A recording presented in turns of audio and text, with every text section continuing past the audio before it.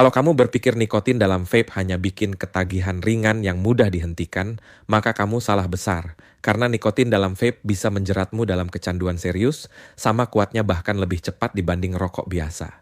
Jangan tutup video ini, karena saya akan ceritakan kisah nyata seorang remaja yang awalnya cuma coba-coba vaping di sekolah, tapi akhirnya tidak bisa lepas sehari pun tanpa menghirup uap nikotin. Bayangkan seorang anak SMA bernama Bayu, usia 16 tahun. Ia awalnya anak yang baik, pintar, dan tidak pernah menyentuh rokok. Suatu hari temannya menawarkan vape dengan rasa mangga. Coba aja, ini aman kok, tidak bikin ketagihan seperti rokok, kata temannya.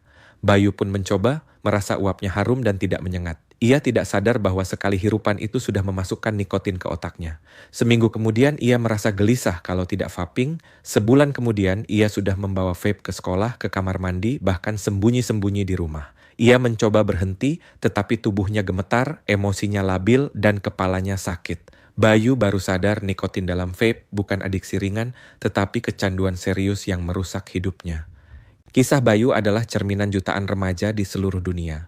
Menurut CDC tahun 2020, penggunaan vape di kalangan remaja melonjak tajam dalam 5 tahun terakhir dan sebagian besar dari mereka menjadi kecanduan nikotin. WHO tahun 2021 menyebut vape sebagai pintu masuk adiksi nikotin generasi baru. Mengapa nikotin dalam vape begitu membuat candu? Nikotin bekerja dengan sangat cepat di otak. Saat dihirup, nikotin masuk ke paru-paru, lalu ke aliran darah, dan dalam hitungan detik mencapai otak. Di sana, nikotin menempel pada reseptor tertentu dan memicu pelepasan dopamin, zat kimia otak yang memberi rasa senang. Rasa senang ini yang membuat orang ingin mengulanginya lagi dan lagi. Pada rokok biasa, proses ini sudah terbukti menciptakan kecanduan yang sangat kuat. Vape tidak berbeda, bahkan dalam beberapa kasus lebih berbahaya. Cairan vape bisa mengandung nikotin dalam konsentrasi tinggi. Beberapa produk pot modern mampu memberikan nikotin setara 1 bungkus rokok hanya dalam beberapa hisapan. Studi dari BMJ tahun 2019 menemukan bahwa pengguna vape dengan konsentrasi nikotin tinggi memiliki kadar nikotin dalam darah sama atau lebih tinggi dibanding perokok konvensional. Artinya, adiksi dari vape tidak lebih ringan, melainkan sama kuat. Bahkan lebih cepat terjadi karena rasa manis dan aroma yang menyamarkan kekuatan nikotin. Kembali ke Bayu, ia merasa vape-nya aman karena tidak pahit seperti rokok. Tetapi justru karena rasanya enak, ia mengisap lebih sering dan lebih banyak. Dalam beberapa bulan, ia benar-benar kecanduan. Nikotin dalam vape juga berbahaya karena masuk ke otak remaja yang masih berkembang. Harvard Medical School tahun 2019 menjelaskan bahwa otak remaja lebih rentan terhadap adiksi. Nikotin bisa mengubah cara otak berkembang, membuat kecanduan lebih kuat dan lebih sulit dihentikan. Kisah nyata lain datang dari seorang mahasiswi bernama Sinta, 20 tahun. Ia mulai vaping di tahun pertama kuliah untuk mengurangi stres.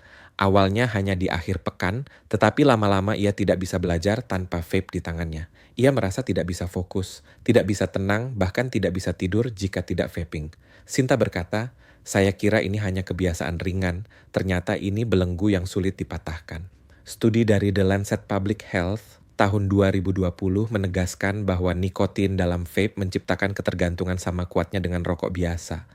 Mereka yang sudah kecanduan nikotin lewat vape lebih sulit berhenti dibanding yang kecanduan lewat rokok konvensional karena frekuensi penggunaan vape biasanya lebih sering. CDC tahun 2020 juga melaporkan bahwa banyak remaja pengguna vape justru akhirnya beralih ke rokok konvensional, bukan berhenti. Ini membuktikan bahwa vape bukan jalan keluar, melainkan jalan masuk ke dunia kecanduan nikotin. Efek kecanduan nikotin bukan hanya rasa ingin terus vaping. Ketika mencoba berhenti, gejala putus nikotin bisa muncul. Sakit kepala, mudah marah, gelisah, sulit tidur, nafsu makan meningkat, dan depresi.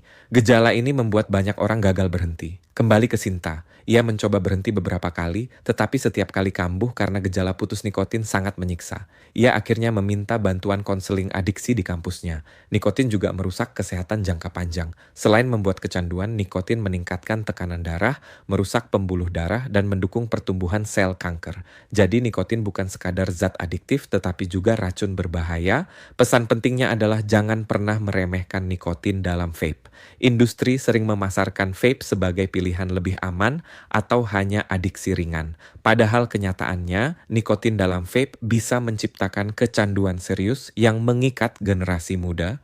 Kembali ke Bayu dan Sinta. Bayu kehilangan masa remajanya karena kecanduan, Sinta kehilangan fokus kuliahnya. Mereka berdua menjadi bukti bahwa nikotin dalam vape bukan adiksi ringan, tetapi kecanduan serius yang merusak hidup. WHO tahun 2021 menutup dengan tegas, semua bentuk nikotin adiktif dan vape bukan pengecualian. Jika dibiarkan, generasi baru akan tumbuh dengan ketergantungan nikotin yang sama berbahayanya dengan generasi perokok sebelumnya.